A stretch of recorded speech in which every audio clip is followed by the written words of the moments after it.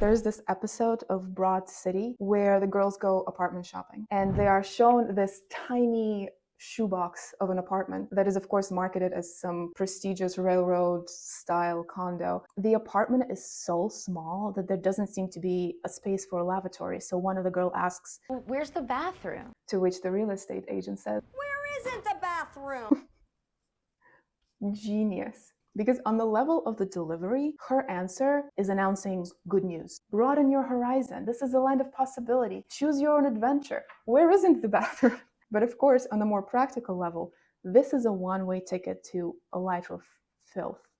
You are being hoodwinked. Don't bully me, all right? I can't take it. This moment always comes to mind when I hear people argue for a radical redefinition of what makes art art, or for getting rid of the definition full stop. But to ask what is art today in the 21st century and to ask it earnestly, really looking for an answer, requires us to acknowledge that the question itself and the tone with which we long to hear the response is historically specific to our moment. It is our question to answer today, because for what appears most of the human history, we either knew better than to ask that question or knew exactly how to answer it. Definitions like these don't seem to help, poetic and evocative though they are. They don't seem to define art, but rather just describe it, which is not to say that they're false or wrong. Many of these will resonate with you deeply. Let me know down below which one is your favorite, because I have a favorite. But again, they don't give you a definition. They don't ground you before a work of art. They kind of give you a sense of what it might feel like. Again, they describe it rather than define it. And if art is anything we describe as art, we have a problem. Because then art can be anything. When art becomes anything you want it to be, it becomes nothing you need it to be. The implication of this nullifying of art as category are more sinister than you might think and have less to do with the recognition of your subjective taste and more to do with the denial of your objective capacity for reason. But there is good news. We know exactly what art is, or at least I think I do. And in this video, I'd like to submit to you my definition of art with a detailed breakdown of its three-part structure. So what is art? Art is the human foregrounding of form for your aesthetic judgment. I thought about it a lot, and this is the best I can do. It might not strike you particularly exciting now, but this definition contains three main ideas that are instrumental for your reclaiming your power before a work of art and engaging with it in the most satisfying, deeply joyful way. So, the human foregrounding of form for your aesthetic judgment.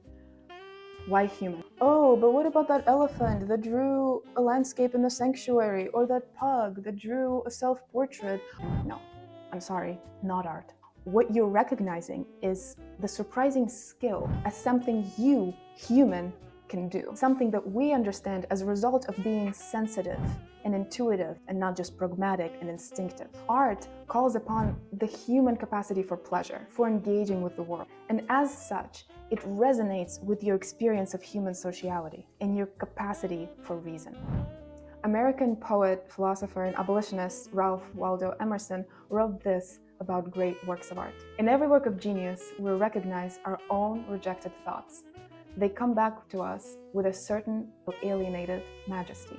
Think carefully about what he says here, this recognition he's highlighting. Emerson says that you recognize a glimmer of yourself, of something familiar to you and simultaneously alien and majestic. Great works of art reside in this realm of majesty, allowing you to echo through the chambers of great human achievement. This alienated majesty is made available to and by human beings. And the astonishing thing is that art does all of that through a few smidges on the canvas, or an exaggerated gesture, or a specific arrangement of words on the page, or a clump of clay. In other words, art does this through form. Art is human foregrounding of form for your aesthetic judgment. So why form? Well, because this is where the rubber hits the road. This is where you make contact. Before you read the wall label or the plot synopsis, ideally even before you read the review, before you even know what you think about the thing you're looking at, you're making contact with form. Form dictates the rules of the game. It establishes boundaries. It tells you where you end and artwork begins. And I mean in the most obvious ways. Form says, I am large, I am small, I'm symmetrical, I'm all over the place, I am fast, I'm slow, I'm thick, I'm short. Seemingly obvious things that we often take for granted. But art urges you to take note of things that you so often fail to notice. If this all sounds a little too obvious to you, let me remind you that more often than not, when you stand before a work of art, you think that you have to start considering feeling, a subjective emotion of some artist, or a spirit of the time long gone. Not what right there in front of you, but what might be implied. The culture from which the work stems, the biography of the artist, the historical moment. And don't get me wrong, all of these things are extremely important and worth thinking about and exploring.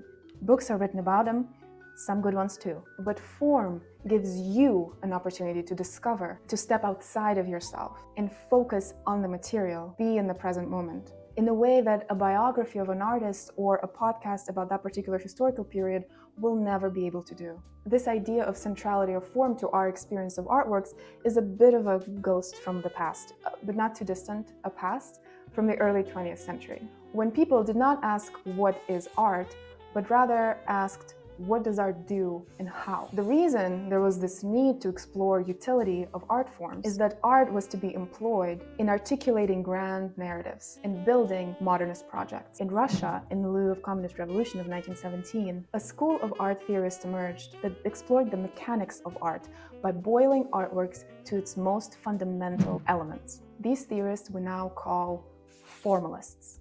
Do you want to guess what they thought was important? Correct. List. No, form. In his 1914 essay, Art as Technique, Russian literary theorist Viktor Shklovsky argued that the main function of art, the thing that art does, is defamiliarize us from our everyday life, slowing down perception of our humdrum routines. According to Shklovsky, art exists to make us notice things we usually take for granted, to look at things anew for what they are in the world, to look at things with new eyes. This defamiliarizing capacity of art bears fruits of moral significance, as the automatized perception allows for unexamined existence and can usher in cruelty and lovelessness. Automatization, Shklovsky writes, eats things: clothes, furniture, your wife, and the fear of war.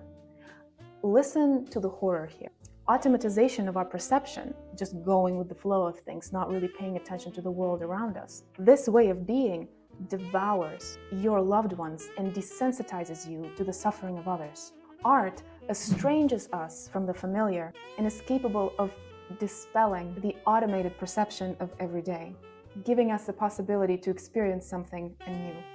And this is why this boundary between you and the work of art, between your life and the work of art, is so important.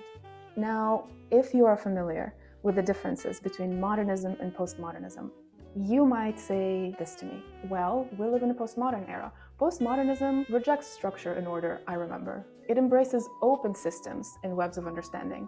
Ergo, postmodernism rejects form. And if art always relies on form, postmodern art is an oxymoron, that there is no such thing as art because we've given up on form. Ah, you almost got me there. Here's what I'll tell you. Art is always formal. Always. Every time. Never is it not formal. Whether art embraces form and functions within its bounds, or rejects it and tries to spill over into your life, it is in relation to the formal that the modes of engagement emerge. If you want to learn more about history of modern and postmodern art, I have a video about it right here. Again, form dictates the rules. It delivers itself to your judgment, but to a very particular kind of judgment, to aesthetic judgment. Art is human foregrounding of form for your aesthetic judgment. Why aesthetic judgment?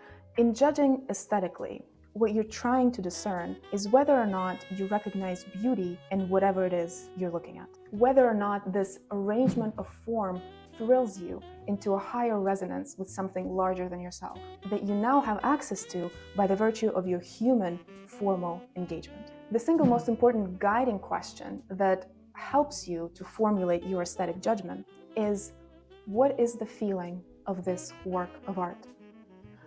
Now, caution. The question is not, how are you feeling? The question is not even, how does this work of art make you feel? The question is also absolutely not, what do you think the artist was feeling when making this work? No. The question, what is the feeling of this work of art, demands you step outside of yourself and bring your capacity for feeling and reason up to that border where you end and the artwork begins. But you just told me not to think about feeling and only think about form. Glad you're paying attention. You get to answer that question about the feeling of the work of art, you get to answer it through your engagement with form, by paying attention to exactly what it is that's in front of you. Why does this arrangement of form thrill you? Or why does it not? What does it show, not tell, about the human experience? Or what doesn't? About its beauty and its struggle, its scale and its significance? How does this work of art approach love or hatred, or moral struggle, or physical struggle, or loneliness, or community, possibility and devastation, hopelessness? The aesthetic requires an expression of your reason, not merely your emotional resonance and preference. Our universal capacity for reason brings together those two components of art's definition I've outlined earlier. Art is always human and art is always formal, and marries them for your aesthetic judgment to be shared. A judgment that you can't help but want to be shared. To say to someone, this is good art, or this is beautiful. Like, for example, when you walk by a beach and you see a beautiful sunset, you don't just go, that's a beautiful sunset. You go, whoa, that's a beautiful sunset. You turn to the person right next to you and you say, isn't this beautiful? You take a picture of it and the picture is nowhere as good as the original, but you send it to your friend anyway. What is that impulse? That excitement, that feeling that comes from the recognition of the beautiful. It is that impulse that underpins your aesthetic judgment. You want to share it. How exciting is it when someone shares an appreciation for something that you admire?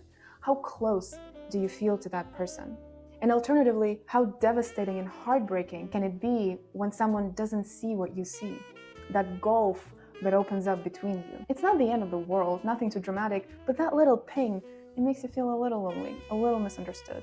And I guess what I'm saying is that perhaps this distance is not to be embraced, especially not in the world where we more automatized than ever. This nature of aesthetic judgment was best described by Immanuel Kant, an 18th century German philosopher and one of the key figures of Western enlightenment. So this is what Kant wrote. If someone pronounces that something is beautiful, then he expects the very same satisfaction of others. He judges not merely for himself, but for everyone, and speaks of beauty as if it were a property of thing. Hence, he says that the thing is beautiful, and does not count on the agreement of others with his judgment of satisfaction, because he has frequently found them to be agreeable with his own, but rather demands it from them. So do you hear that? Kant says that we demand an agreement. We want the thing that we find beautiful, other people find beautiful too. He rebukes them if they judge otherwise, and denies that they have taste, for he nevertheless requires that they ought to have it. And to this extent, listen to this is going to be good. One cannot say everyone has his special taste. In other words, everything is subjective. We just like different things, and that's okay. Pick your own adventure, Hakuna Matata, or whatever. Where isn't the bathroom? This, would be as much as to say that there's no taste at all. Does that sound familiar? I.e., Kant continues, if there's no such thing, there is no aesthetic judgment that could make a rightful claim to the assent of everyone. Now, did you hear that? Everyone. That universal humanity, our capacity to engage with abstract forms, is somehow tied to our social lives. Social lives in the context of which we think and feel and engage with others. And so art then appeals to the nature of solidarity. And not solidarity cultivated in some intellectual silos or dark corners of the internet, but rather a solidarity across all groups. Art appeals to the nature of that solidarity by the virtue of its reaching for some universal truth. The truth, the sparks of which we can learn to delight in the human foregrounding of form for your aesthetic judgment.